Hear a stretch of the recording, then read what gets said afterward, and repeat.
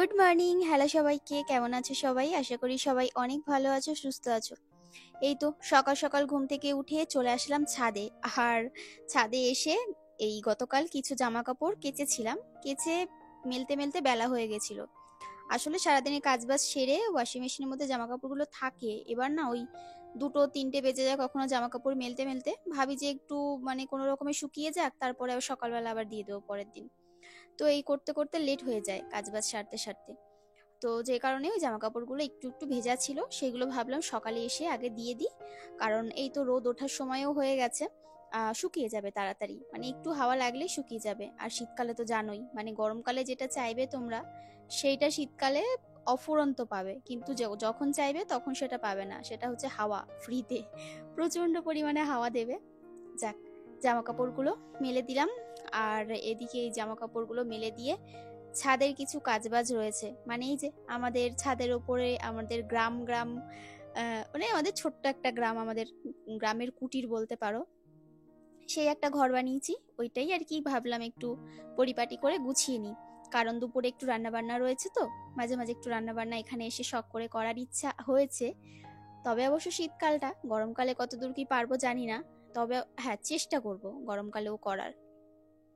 জামা কাপড়গুলো সব মেলে দিয়ে চেয়ারটা এক সাইডে রেখে এবার আসলাম উনুনটাকে একটু লেপে পুছে নিতে। আর ওই তো একটুখানি মাটি গুলে নিলাম, কারণ এখানে যে গঙ্গার মাটি, তো আর ওই মাটি দিয়ে উনুনটা বানানো হয়েছে। তো ওই মাটি একটুখানি জলের মধ্যে গুলে নিয়ে ভালো করে লেপে দিচ্ছি। আর প্রতিদিন রান্নার পরে ওই পরের দিন সকালবেলা একটু লেপে পুছে নিলে না, উনুনটা ফাটে না, আর দেখতেও বেশ ভালো লাগে। রান্নার আগে একটু পরিষ্কার পরিচ্ছন্ন জিনিস তুমি পাবে। তো উনুনটা দেখতে বেশ ভালোই হয়েছে, তাই না বলো? আর লেপে পুছে পরিষ্কার করে রাখলে আরো দেখতে ভালো লাগবে। আর কাঠের জালে রান্না কিন্তু আমিও শিখে গেছি। আগেও পারতাম, যদিও অনেকদিন করা হয় না বলে ওই জন্য একটু ভয় লাগতো যে উনুন ধরালে যদি নিভে যায়, যদি ধোয়া হয়, এই হচ্ছে ব্যাপার। কিন্তু এখন দেখছি যে না, রান্না করতে করতে বেশ অভ্যাস হয়েই গেছে, অসুবিধা খুব একটা হচ্ছে না। আর এই যে গোবর দিয়ে এই সাইডগুলো বেশ ভালো করে লেপে পুছে রাখছি। যদি পুরো মাটির জায়গা পেতাম না, উঠোন পেতাম, তাহলে বেশ সুন্দর করে লেপে পুছে রাখতে পারতাম। চারপাশে উঠোনটা গোবর দিয়ে, আর এই যে মাঝখানে উনুনটা এইভাবে সুন্দর করে লেপে পুছে একদম পরিপাটি করে রাখতাম। যখন আমার দিদির বাড়ি গেছিলাম তখন দেখেছো হয়তো, ওদের বাড়িতে ওরকম একটা উনুন আছে। আর ওই কি বলে, উনুনের ওই জায়গাটা আর কি তোমার মাটির, সুন্দর করে মা লেপে পুছে একদম পরিষ্কার করে রেখেছিল। দিদিও অবশ্য রাখে। আর এবার এই চার সাইডটা ভালো করে মুছে নিচ্ছি, ওই তোমার মাটি দিয়ে নয়, জল দিয়ে, যাতে যে নোংরাগুলো রয়েছে বা গতকাল যে রান্না বান্নাগুলো করেছিলাম সেই রান্নার ওই তেল কালি ছিটে আসে, তো তেল টেল ছিটে পড়ে, সেগুলো একটু মুছে দিলে উঠে যায়। তো ওই জন্য একটু মুছে দিচ্ছি।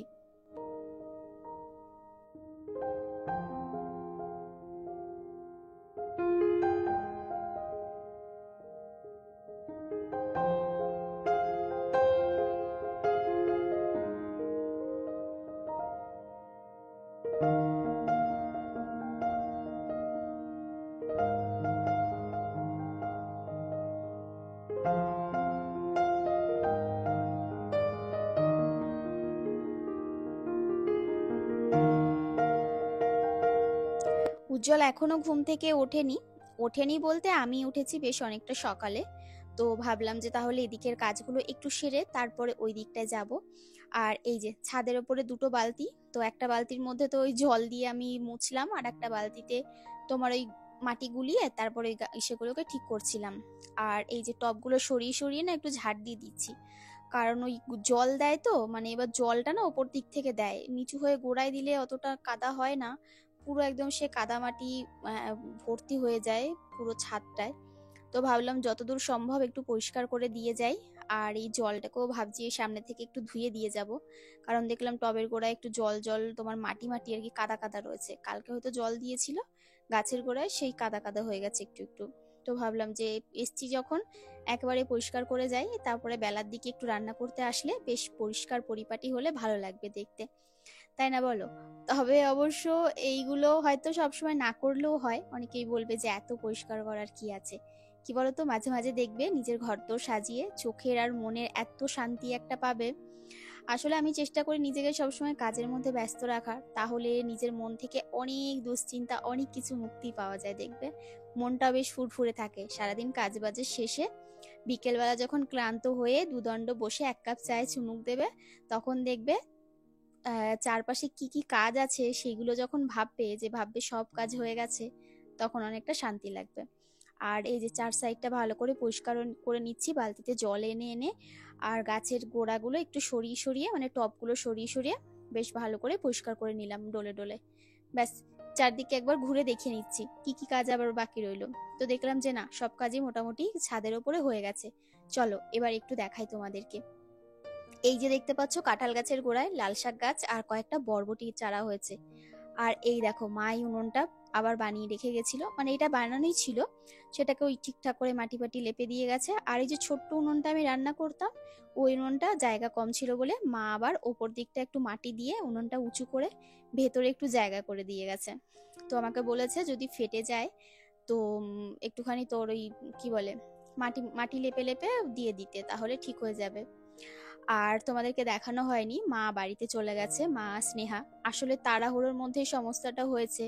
তো তোমাদেরকে বললাম না যে ওর রেজাল্ট দেবে বলে, তো আমি ভেবেছিলাম মা হয়তো আর কদিন থাকবে, মায়েরও ইচ্ছা ছিল, কিন্তু এদিকে স্নেহাকে দিতে যাবে, এই এক সমস্যা।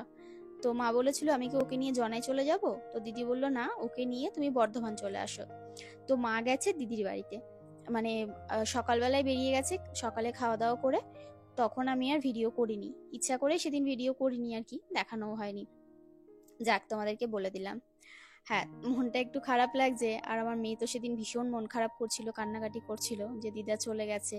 বলছিল মা দিদাকে বলো না আর কদিন এসে থাকতে, বা মেসোকে বলো একটু দিয়ে যেতে দিদাকে। তাই মাকে বললাম যে তুমি এসে আর কদিন থেকে যাও। মা বলছে দেখি যদি এখান থেকে গিয়ে সময় পাই আবার তোদের বাড়ি কদিন গিয়ে থেকে আসবো না হয়। আসলে জ্বালা হচ্ছে চারিদিকে। আমার দাদার ছোট মেয়েটা, সে আবার কিছুতেই ঠাম্মাকে ছাড়া থাকে না। মানে ঠাম্মা যদি চোখের আড়াল হয়েছে খাওয়া দাওয়া বন্ধ করে দেবে, এরকম অবস্থা, এত ভালোবাসে। আর মা ওকে ভালোবাসে, যেই কারণে আর কি কোথাও গিয়ে থাকতে পারে না ওই বাচ্চা দুটোর জন্য। এবার এদিকে আমাদের বাচ্চাগুলোকেও, তারাও তো বলো দিদাকে একটু চায়, ওই জন্য একটু এদিকেও আসতে হয়। আমি মাকে বলি কি তোমাকে 3 ভাগে ভাগ করতে হবে, তাহলে তিন জায়গায় 3বার তুমি যেতে পারবে। মা বলে কি হ্যাঁ তাই করতো। তো যাই হোক, ওদিকে ছাদের গাছগুলোতে জল দিয়ে দিলাম, আর ছাদটা তোমাদের একটু ঘুরিয়েও দেখিয়ে দিলাম। তারপরে নিচে এসে 2 কাপ চা বানিয়ে চা নিয়ে বসেছি চা খেতে। চলো চাটা আগে খেয়ে নিই, চা খেয়ে দেখি আবার কি কাজ অপেক্ষা করছে।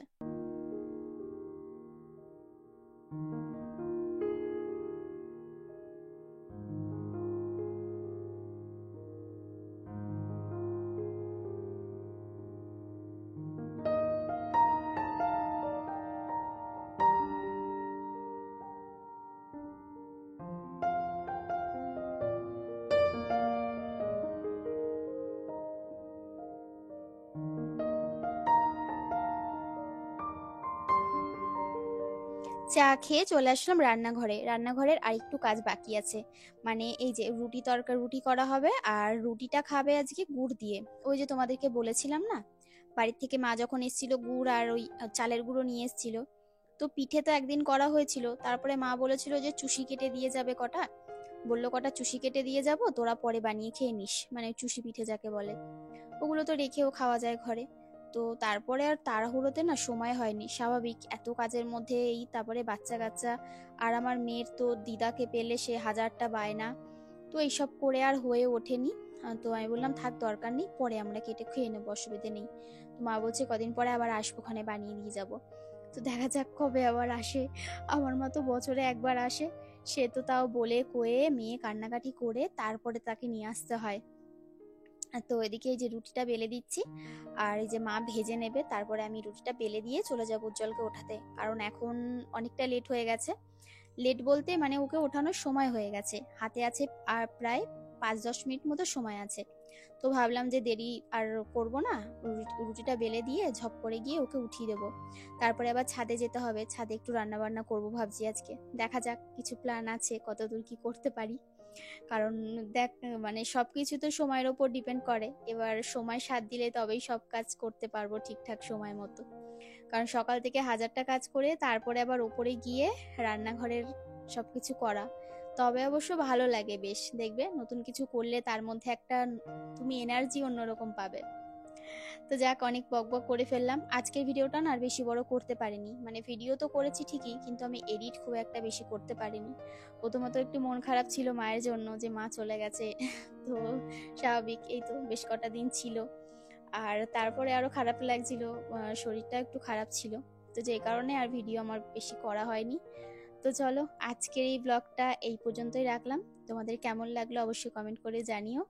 যদি কিছু ভালো লেগে থাকে লাইক কমেন্ট শেয়ার করে দিও। যারা আমার চ্যানেলে নতুন, সাবস্ক্রাইব করনি, নতুন বন্ধুরা, তারা সাবস্ক্রাইব করে নিও। আর সকলে পাশে থেকো, ভালো থেকো। চল আজকের মতো এখানেই, টাটা, বাই বাই।